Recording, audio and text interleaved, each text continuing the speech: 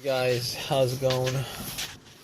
All right, guys. I just want to tell you the deal with my car. I got it fixed, got it done. It's working.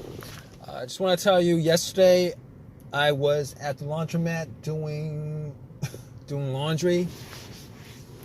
Parked my car. Must have been there for maybe like an hour or something like that. Got back to my car, tried to start it, and my car wouldn't start. Um, I was in there for an hour, so I'm pretty sure. I was pretty sure when that happened. I was thinking maybe it could have been the battery, but I was pretty sure it wasn't the battery, since the battery was changed up. It was changed up a couple years ago, 2 years ago, and they should last at least 4 to 5 years. Anyway, regardless, I turned my lights on and I went out, checked out my headlights, see if they were bright or dim, and the headlights were pretty bright. So I was thinking it should have just cranked just a little bit. It should have just cranked just a little bit if it was, if the battery was low. But since the headlights were that bright, I was thinking maybe it's not the battery. It's probably not the battery. But regardless, I had this issue happen a couple of times during the last 2 months, and every time that it happened, I was able to get the car started. It might have, last time I think I tried to start at least 7 times. Every time it click, click, click, and then on the 7th try, I was able to get it started. But here's the thing about it. I pretty much nudged the terminal on the battery a little bit when I got it to start. I think that was the reason why it started. I'm not 100% sure. But regardless, I put the hood up, went and inspected the battery. Now there was some corrosion on it, like a lot of white stuff, a lot of bluish white stuff on it. I didn't clean it last time, me being a little bit lazy on that. But this time around, I was like, all right. I got some Coke, and I poured some Coke over the terminals. Got a rag, cleaned up the terminals as best I could, and after the Coke fizzed and oxidated the I guess oxidated is the word, oxidated the corrosion, popped it back on. It wasn't very loose. It was loose enough. It wasn't very loose. Popped it on. Came back to my car, tried to start it, and it did not work at all. It did not turn on. But the thing about it is everything else in the car worked. The radio worked. The dash lights were good. Blow motor was good. Everything was working normally. The remote for the doors, security, alarm, whatever. Everything else worked. So at that point, I'm pretty sure I was pretty sure it was in the battery, but I wasn't 100% sure on it. So I actually went, got a booster pack, because I bought one from Walmart because of what happened last time with my car. I put the booster pack on the terminals, and the booster pack was at 100% when I put it on, and this would have at least cranked it up a little bit. I would have at least heard some movement, some sound from the engine. So basically, I put it on, try to start it, and it didn't do anything. It had the same thing. Heard a click. Tried it again, heard a click. All right, so at that point, I knew that it wasn't the battery. I knew that it wasn't the alternator, because if it was the alternator, it would have started. It would start up, and then once I took the power pack off, it would have just died off. So at that point, I knew it wasn't the battery, it wasn't the alternator. So I was checking the negative cable on the battery, the ground wire that connects to the frame of the car, just to make sure that it was connected, secured, and tight, which it was. It was secure, it was connected, it was tight. And basically,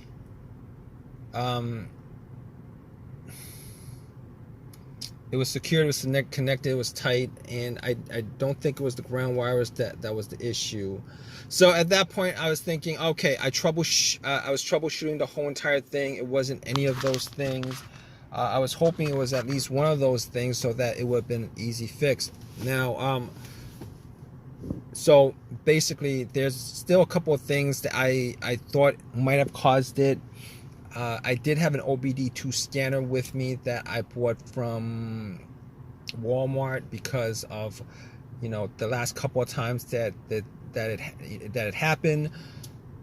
Here's the thing about OBD2 when it comes to no start issues. Those $19 OBD2 will not give you. There's no code that will generate for a no start issue. With that kind of situation. Popped it in just to make sure that there was connection to that the car's computer, PCM, ECM was working and connected to the car itself, and it was. It scanned it, came up with no codes, so I was satisfied that it wasn't the car's computer that was causing this no start issue. And after that, I pretty much thought, okay, not the car's computer, could eliminate that. I was thinking, okay, what else could it be? It could be a fuse or a relay. So basically with the relay, I was like, it could be the relay, but considering I try to start it at least 15, probably like 20 times, probably close to 20 times. Probably shouldn't have tried to start it that often, but anyway, I did try to start at least 15 times, and every time it would click. Every time it would click. Every time try to start it, click. Try to start it, click. Try to start it. I heard like a faint click. Now, basically, that click is the relay.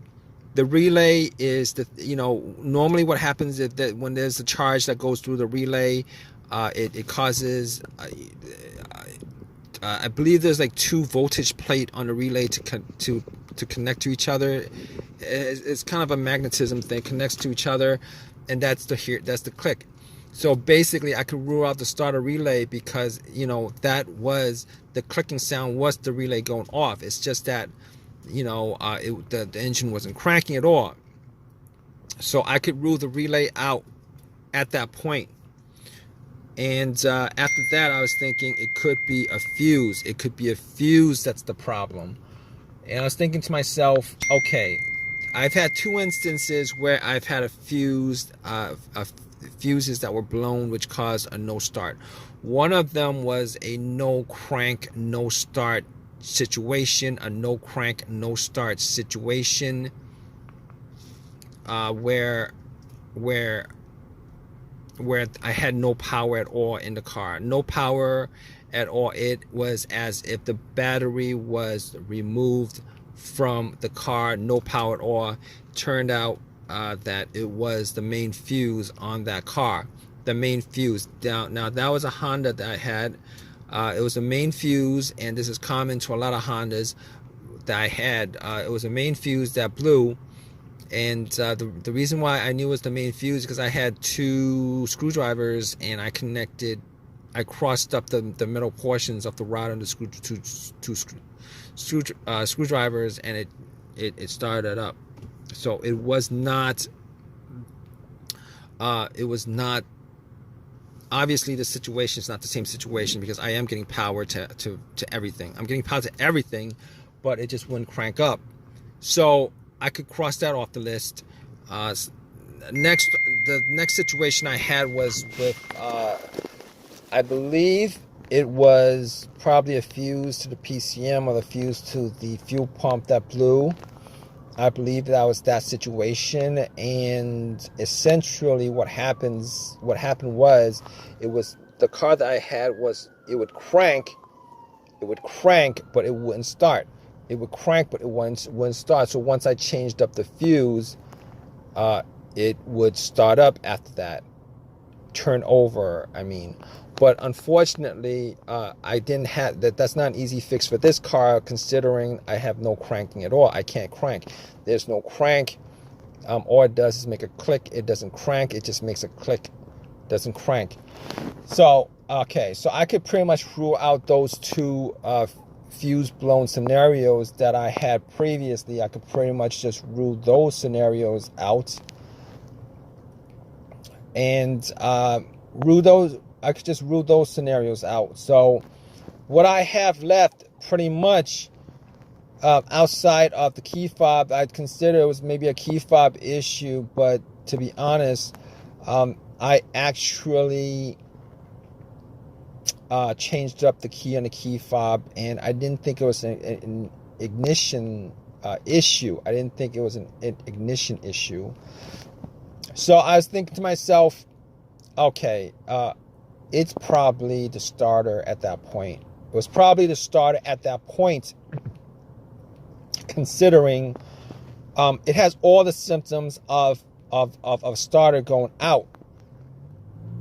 But here's the thing about that. I had the starter changed up like a year and a half ago, and I've only put up maybe like about 15,000 miles on the car. Probably around like 15,000 miles on the car. And basically, I was thinking to myself, what are the chances that it was the starter that's the problem? But regardless of that, there was no way I could test that out offhand, so I had to call AAA, had them tow the car, and tow the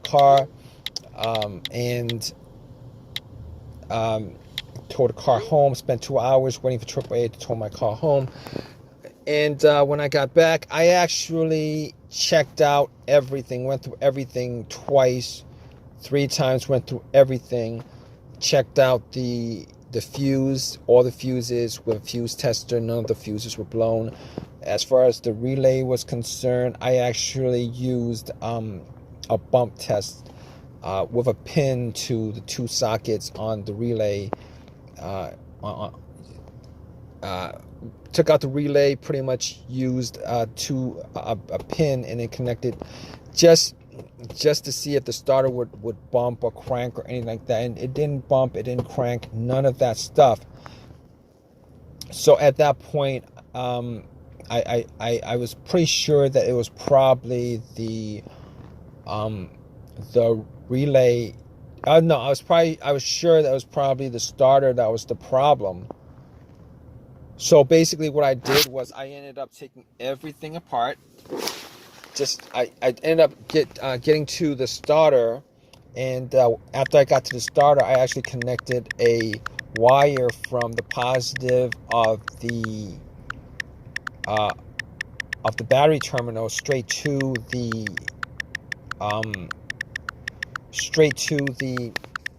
solenoid, one of the terminals on the solenoid, and just to see whether I could bump it. I could not bump it.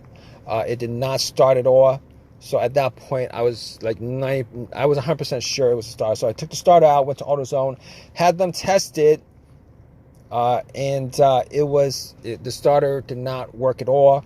Granted, it was a rebuilt starter. So cut to the chase. I got another.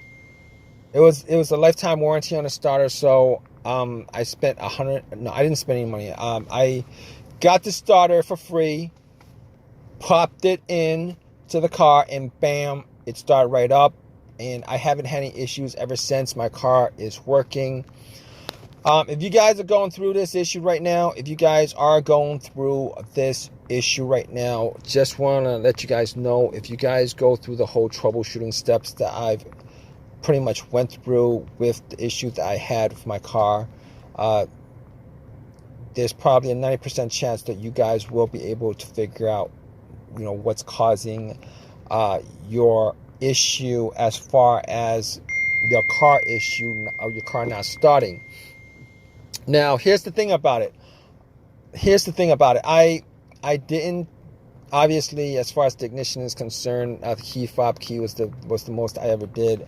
But it actually, it was pretty much a good analysis, diagnosis of a no start issue. Try it out, guys. Hope this has helped you guys out. You guys have any comments at all on this, please leave a comment in the comment section. Please subscribe. Please give me a thumbs up. please leave a comment. I just said that. But anyway, regardless, hope this has helped you guys out. Take care.